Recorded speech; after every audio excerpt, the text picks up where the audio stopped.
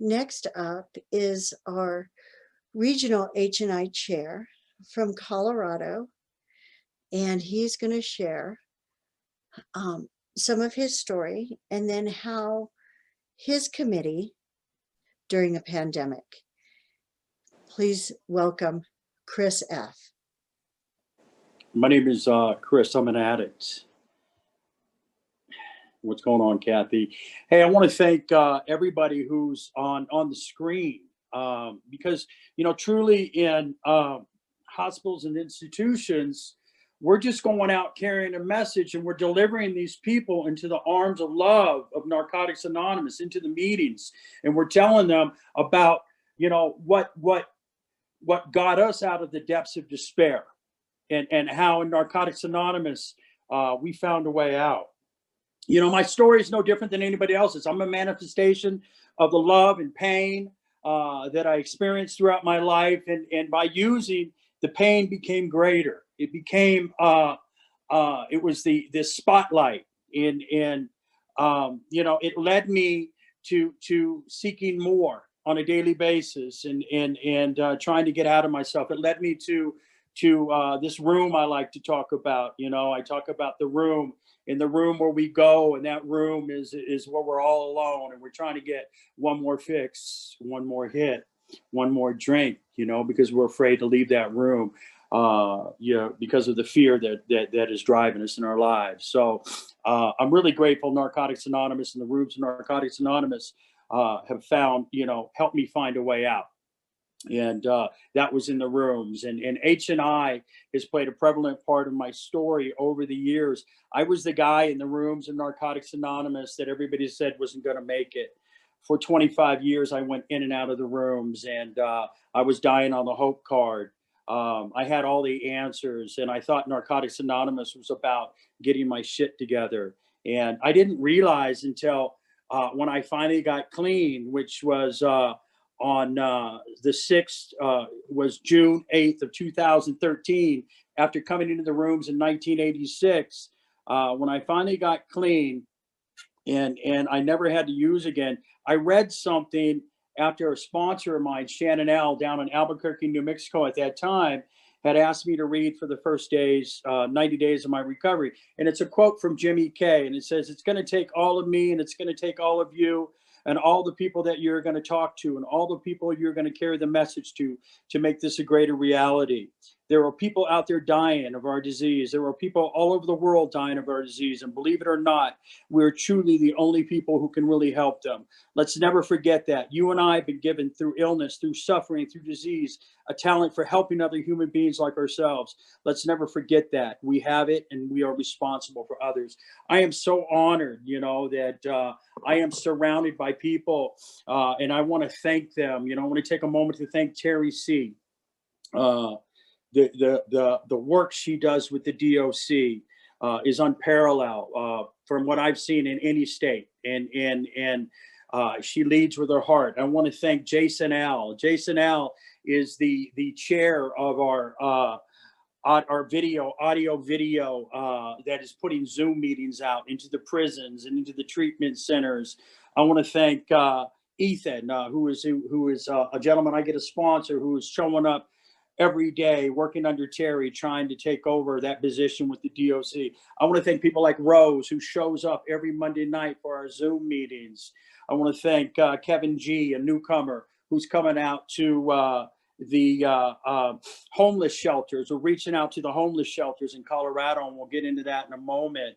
I want to thank Jimmy H. Some of you guys know Jimmy H out of New Mexico, for carrying the message into the penitentiary when I was in the Las Lunas Correctional Penitentiary. And it's really funny because Jimmy H talks a lot about Nike tennis shoes, and when he speaks and he's on the podium, but every week that man showed, and he showed up in the prison when I was in prison, and it's actions like that count. Our actions on the ground we stand on.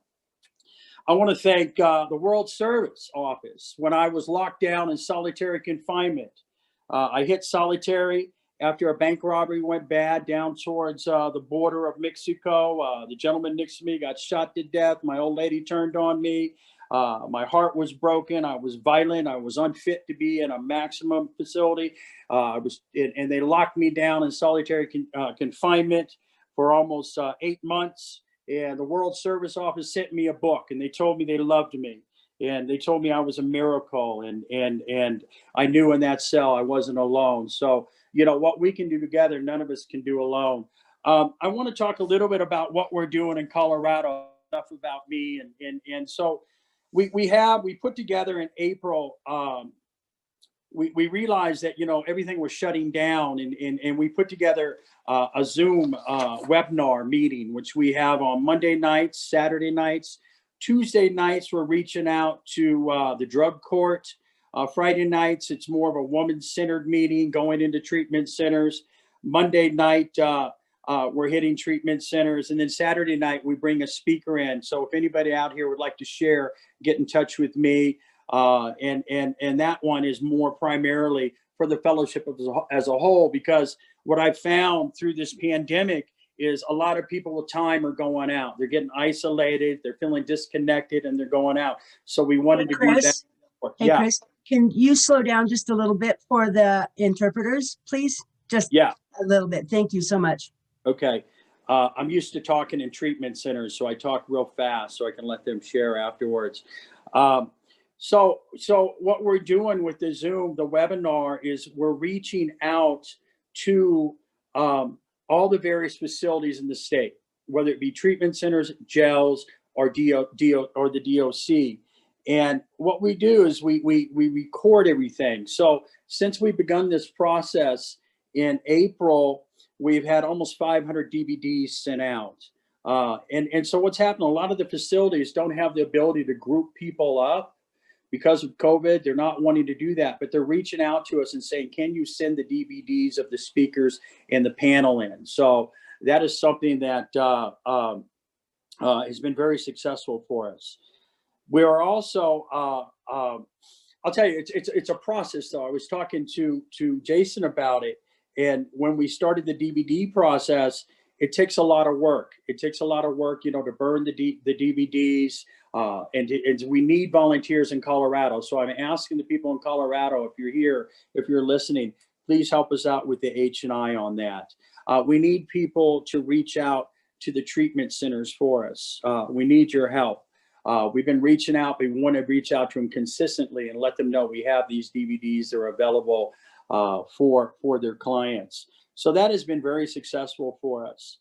The other thing that we've really been working on is the homeless shelters have been reaching out to us. Denver, if anybody is familiar with Denver, it's becoming very gentrified, and people with this COVID are finding they've lost their jobs, they've got nowhere to live, and so what we've been doing is we've had the Denver Rescue Mission, which is contracted by the city of Denver, reach out to Narcotics Anonymous, and we're taking meetings into the homeless shelters. And that's been an incredibly powerful situation for us.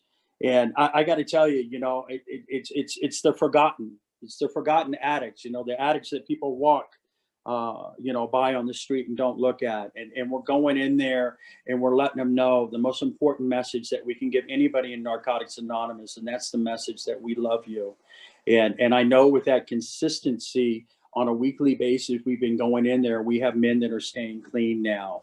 I'm meeting with the Denver Rescue Mission in a week or so. We're going to start reaching out to the women's facilities. And there's a warehouse over by the Coliseum in Denver with over 600 women. The men are being warehoused. There's 250 at the facility we're going to now, and now they're going to be warehoused in a warehouse with 1,000 people. So we've got a lot of work in front of us, and I'm just really honored that I'm surrounded by the men and women of Colorado, man. Because one thing I've found in Colorado is they will fight for your recovery for you. And if you're willing to come to a meeting, they will embrace you and love you. And so I'm really honored that I was asked to be the chair for the region. And, one of the things we've done for years out here that I'm really blessed about is Terry C. had put together where we transmitted with CRICNet to all the DOC facilities on our spiritual speaker during the Colorado convention every year. And that has led to where we piggyback that off of New Mexico, where we've had prisoners released now. So I don't know, man. You know, I just really, really grateful to be on here with you guys, and I'm just honored to be a part of Narcotics Anonymous in Colorado. I'm honored to be a member of Narcotics Anonymous, and I'm honored to be here with you guys today. I don't have a lot more to talk about. I just want to thank everybody for being here. If you have any questions, please don't hesitate to ask, and we'll help you any way we can in Colorado, in your area or your zone, to create success with the institutions, the treatment centers, and the jails, and the prisons. So I love all you guys. Thanks a lot.